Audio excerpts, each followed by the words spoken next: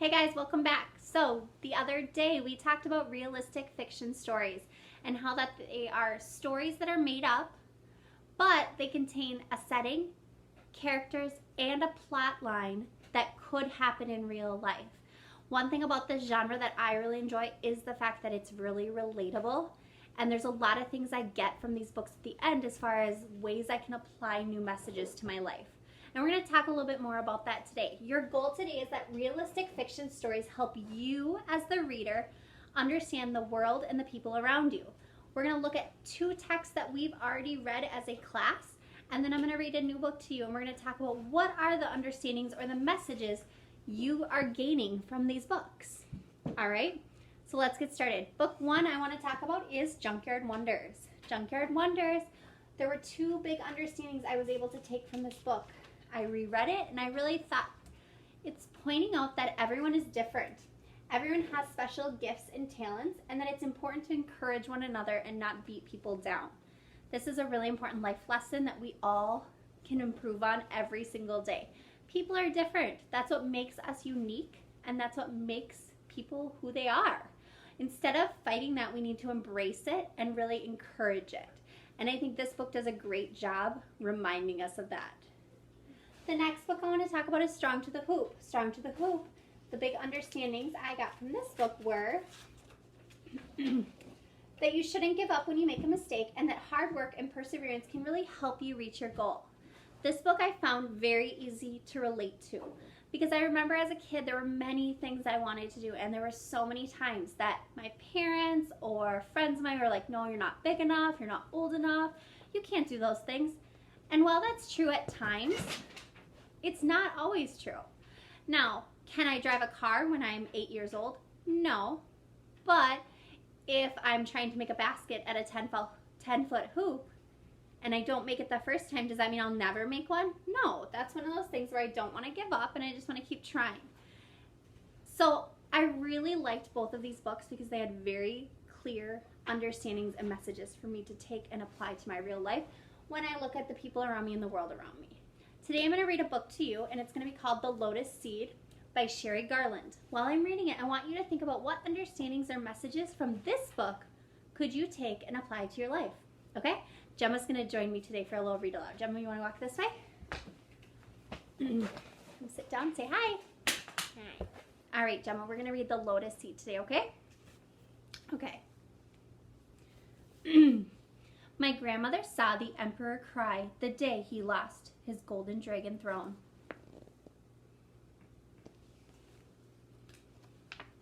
She wanted something to remember him by, so she snuck down to the silent palace near the river of perfumes and plucked a seed from a lotus pod that rattled in the imperial garden.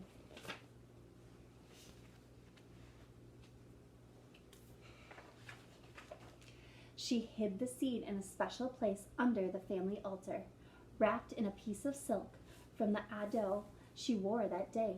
Whenever she felt sad or lonely, she took out the seed and thought of the brave young emperor.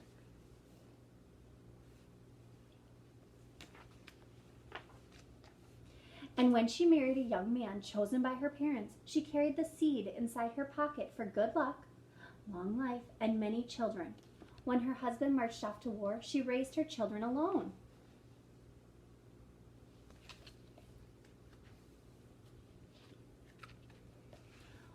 On one day, when the bombs fell all around and soldiers clamored door to door, she took the time to grab the seed, but left her mother of pearl hair combs lying on the floor. She left them on the floor. One terrible day, her family scrambled into the crowded boat and set out on a stormy sea. Ba watched the mountains and waving palms slowly fade away. She held the seed in her shaking fingers and silently said, "Goodbye."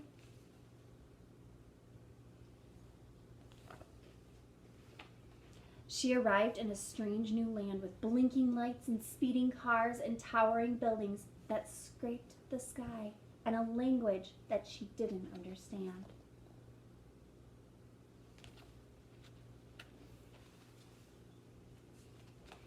She worked many years, day and night, and so did her children and her sisters.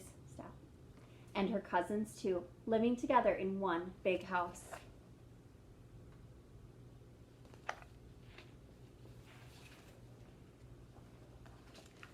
Last summer, my little brother found the special seed and asked questions again and again.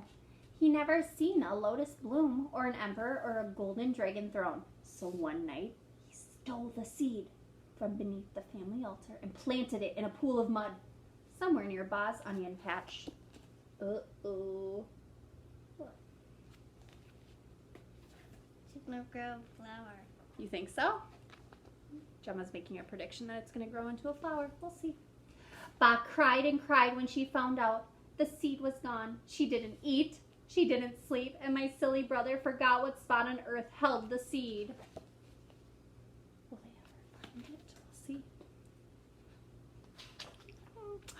Then one day in spring, my grandmother shouted, and we all ran to the garden and saw a beautiful pink lotus unfurling its petals, so creamy and soft. It is the flower of life and hope, my grandmother said. No matter how ugly the mud or how long the seed lies dormant, the bloom will be beautiful. It is the flower of my country. You were right. Your prediction was correct.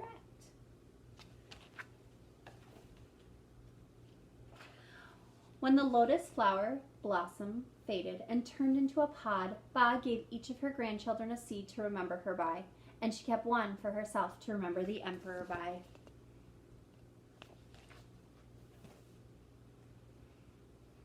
I wrapped my seed in a piece of silk and hid it in a secret place.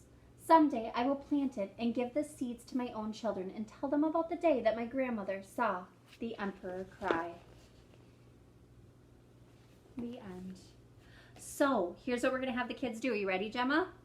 What you're going to do is, you may need to listen to the story again. Feel free to replay the video if you have to. But your job is to email your teacher what were the understandings or the messages you gained from this story that you can apply to your own life when you are understanding the people in the world around you. Okay? I'm really excited to see the emails come in because I have a feeling that many of your interpretations of the understandings and messages are going to be different, and that's okay. That's what's one of the great things about a book. It takes you where you need to go, not necessarily always to the same space that everyone else goes. So really exciting. I can't wait to see what you come up with, and I'm going to share some of those as well, hopefully next time. All right, bye guys. Bye.